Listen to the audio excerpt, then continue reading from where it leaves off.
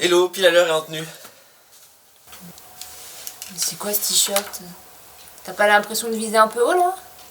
Bah quoi? Il est bien, non? Bon, j'ai compris, je vais me changer.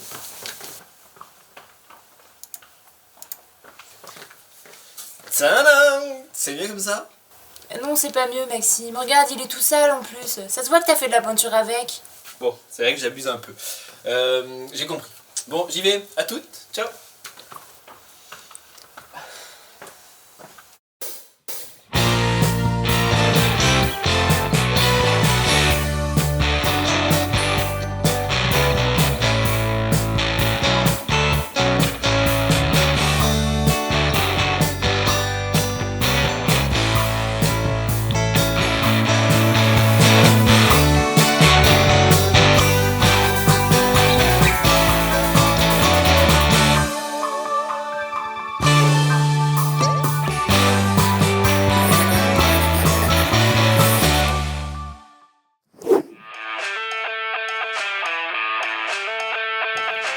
Bonjour à tous, aujourd'hui on se retrouve devant le gymnase Sébastien Vertier pour en apprendre un peu plus sur le judo club Mauriennais. Allez, suivez-moi.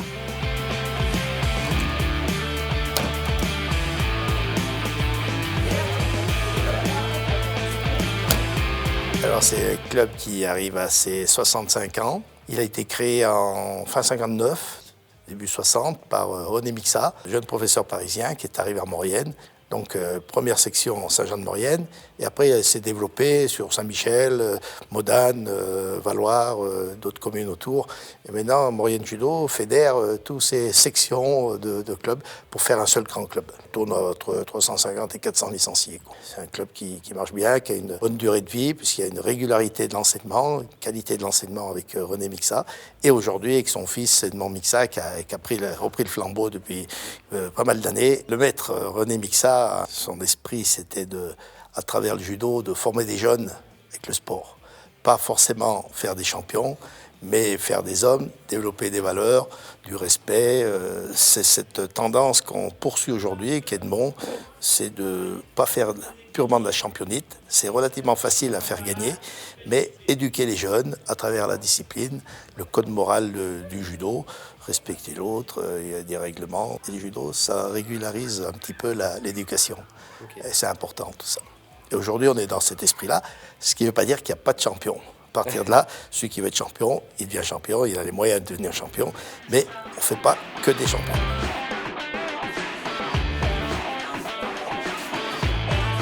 Le judo, ça a été inventé par Jigoro Kano, qui s'était inspiré aussi d'un moine qui avait regardé un cerisier chargé de neige. Et justement, les branches les plus fortes, les plus solides sous le poids de la neige, elles cassaient. Et les branches les plus fines, les plus souples, elles pliaient sous le poids. Elles se débarrassaient de l'agresseur. Donc c'est parti de ça l'idée du judo. Et après, ça a été retravaillé donc, par Jigoro Kano pour en faire une école de vie carrément.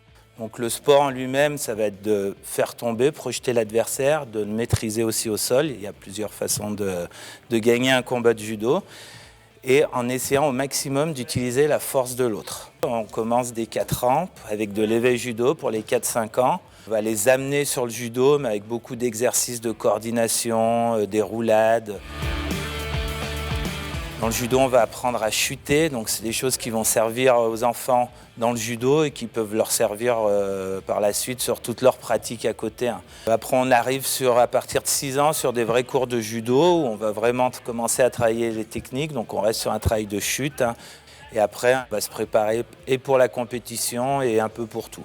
Une des maximes justement du judo, c'est l'entraide et la prospérité mutuelle. Donc le but, voilà, c'est que les jeunes, ils s'aident entre eux.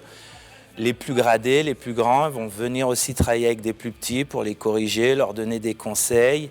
À chaque fois, sur les randonnées, les plus grands, ils ne vont jamais montrer qu'ils sont plus forts en battant un petit, en l'écrasant au sol, en faisant les brutes, en gros, ce qu'on va dire. Justement, si on veut montrer qu'on est fort, c'est en essayant d'aller battre des plus grands, des plus costauds. Et quand on travaille avec un plus petit, toujours faire très attention et le mettre en valeur pour le faire progresser. Et le fait, même chez les enfants, déjà, de donner des conseils, de vouloir faire progresser un plus petit, ça va les faire progresser eux-mêmes aussi.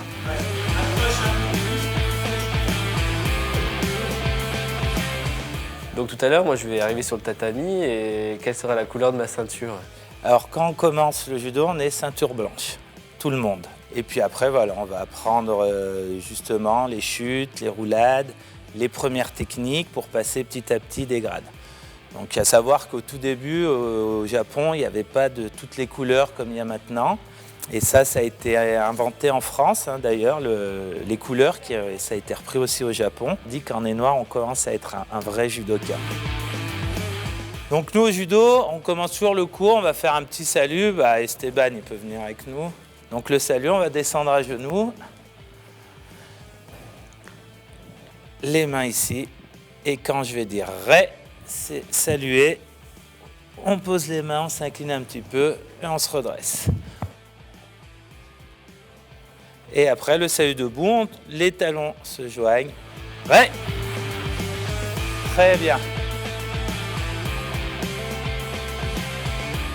Le premier danger quand on est petit, c'est que si on chute et s'il roule là, la tête tape et c'est là où on peut se faire mal. Donc dès le plus jeune âge, on apprend à rentrer la tête. C'est-à-dire qu'à chaque fois qu'on va chuter, notre tête elle ne doit jamais être en contact avec le tapis. Ok, donc pour ne pas se laisser tomber de haut, il va faire un pas en arrière. Vas-y, un pas, tu descends accroupi, tu roules, tu chutes. Voilà. T'essayes ? Tu descends accroupi, on rentre la tête, on roule. Donc là, on a vu que c'est normal, tu n'as pas encore pratiqué, tu as roulé un peu trop loin et même la tête rentrée, elle a touché. Donc le but après, ça va être de retenir sa chute pour ne pas aller plus loin. On va faire assez vite. En deuxième étape, on va frapper. Donc les mains, on va frapper toujours avec la paume de la main. Frapper, ça va servir sur un tatami à absorber les vibrations. D'accord ? Et aussi à retenir un peu justement cette chute. On est accroupi en bas, on roule et on tape. Voilà. Et toujours, voilà, le truc important, je rentre ma tête, je roule, je frappe et je reviens. La chute, normalement, on ne va pas choisir, nous, de la faire pendant un randori. Chuter, ça va me permettre, justement, de ne pas me blesser. Donc là, j'ai avancé une jambe, je vais fléchir. Si j'ai avancé ma jambe droite, je vais rouler sur mon bras droit. Donc le bras et l'épaule. Donc cette main va venir en appui ici et je vais rentrer et rouler ici. Alors je mets la main comme ça. Voilà, cette main va venir en appui. Ouais, et c'est ça. C'est pas mal du tout. Très bien.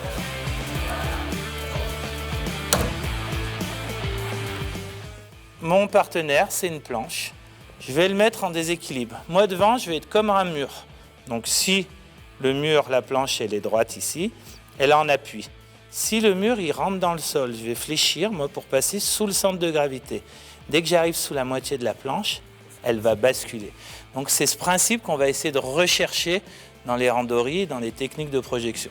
Cette main va lâcher, elle va venir sous le bras. Dans le creux du coude. Non. Lâche, lâche, lâche pour le moment. Lâche le kimono ici. Là.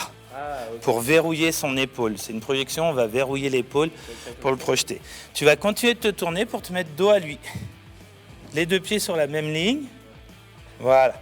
Et là, en maintenant le déséquilibre vers le haut, tu vas essayer de descendre dos droit pour le moment. Voilà. Et là, tu vas te pencher et tu vas le dérouler sur ton épaule. Ok ? Facile. Tabaki, on recule. On fléchit, ouais. Et on enroule.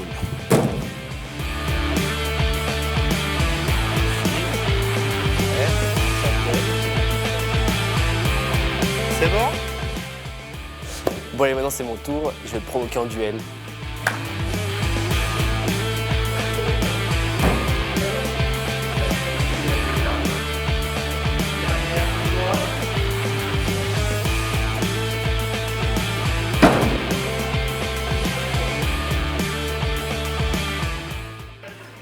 Bon allez, moi j'ai assez donné, je te laisse faire les pros. Quant à nous, on se retrouve prochainement pour un nouveau reportage. À bientôt.